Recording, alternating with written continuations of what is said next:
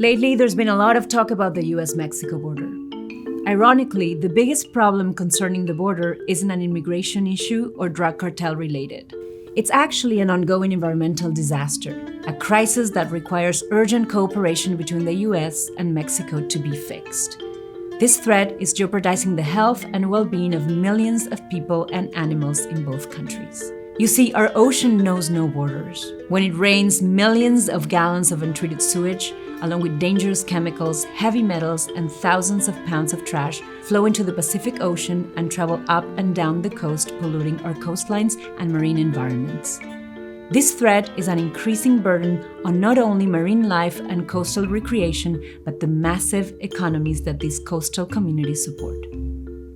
We're here in the US-Mexico border in Goat Canyon. This is a catch basin, and this is how it looks like. It's a swamp of chemicals and heavy metals and full of plastic waste. And right beside us is one of the biggest wetlands of North America that should be actually protected, and this is the treatment it gets. You just have to read the paper to see that people get sick here. I have a former Border Patrol agent. He was training for our BORSTAR unit. That's our Border Search, Trauma, and Rescue unit. It's very elite. They train with the Navy SEALs. Well, he was training out with them, which is in this water. Yeah. And he woke up with this bad fever. He didn't want to wash out, so he stuck it out. But then his arm swelled so much that he'd go to the ER. He had flesh-eating bacteria. He almost lost his arm.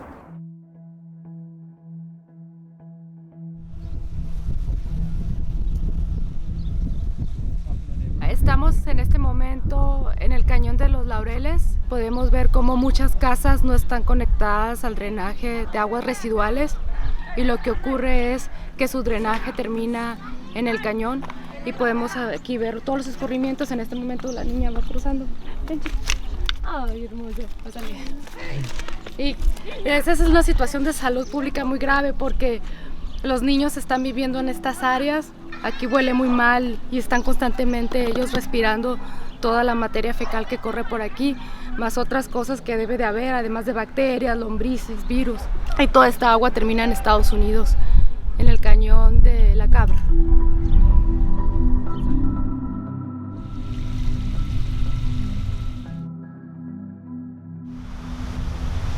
Estamos a un lado de bajamar, viendo las aguas residuales ya tratadas de la planta de Punta Bandera, que están llegando directo al océano.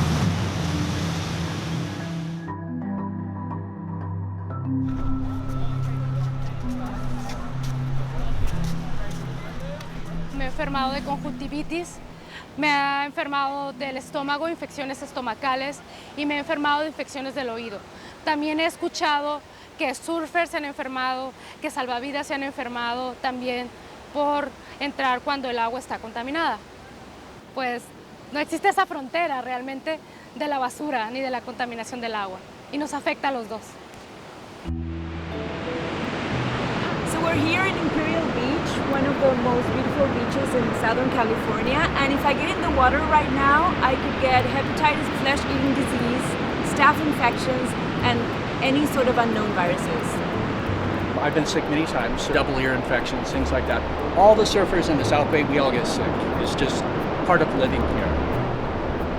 I got a staph infection twice, and that's super scary business. It can turn into a blood infection. You could die. I have a friend that has hepatitis. I mean, we've all experienced it. Both times where it tasted metallic. When we got out, one of them I threw up right there on the sand. Nosotros organizamos una limpieza de playa el año pasado, y en esa playa yo estuve allí dentro de horas de volver, y yo ya tenía fiebre, me sentía muy mal, me dolía el estómago, y yo estuve enferma 3 días después de ese evento, y solo porque fui a recoger basura en una playa. Tú trabajas aquí desde San Diego, pero también trabajas del otro lado de la frontera, ¿no? Trabajas en México. ¿Me cuentas un poco de qué manera tratan este problema de las aguas negras y de la polución del océano? Sí, bueno, en mi trabajo aquí con la Fundación Surfrider como coordinadora de políticas, se descubrió que las playas en Baja California, en Tijuana, que pegan aquí, o sea, al lado de la frontera, están contaminadas. Sí. Pero no hay ningún anuncio, no le dicen a la gente que las playas están sucias. Yo he ido a las playas, he hablado con la gente que vive allí, las familias, hemos organizado limpiezas de playas y me dicen, Gabriela, ¿sabes qué?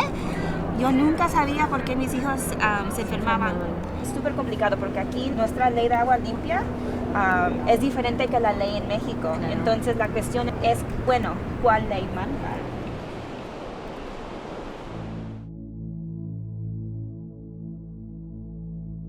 Blue Water Task Force is an education, advocacy, and citizen science water quality monitoring program. It's entirely volunteer-based.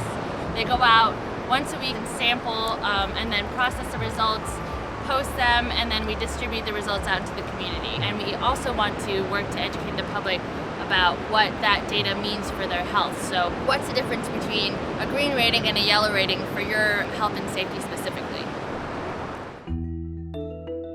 We know there's rampant pollution in the Tijuana River Valley, and it's a real problem for the nearshore waters. And here, what's been happening with Surfrider Foundation is over a decade of public outreach, education, advocacy to address the problem. But after 10 years, we saw that the problem was not improving, it was actually getting worse. Ultimately, the US government is in charge of the water quality in the Tijuana River Valley. They're responsible for the wastewater, the discharges, the heavy pollutants, and it's not being addressed. So Surfrider Foundation is suing the federal government, the IBWC, for Clean Water Act violations of their permit and of their unpermitted violations. Surfrider wants definitely some infrastructure upgrades. Additionally, we're asking for monitoring, reporting, and maintenance to happen on a very scheduled basis and to get that reporting out to the public so they know when the water's clean and when they can go to the beach. What we learned about today is that it's not about the border and just building a wall between these two communities, Mexico and San Diego. It's about actually working together and finding a solution.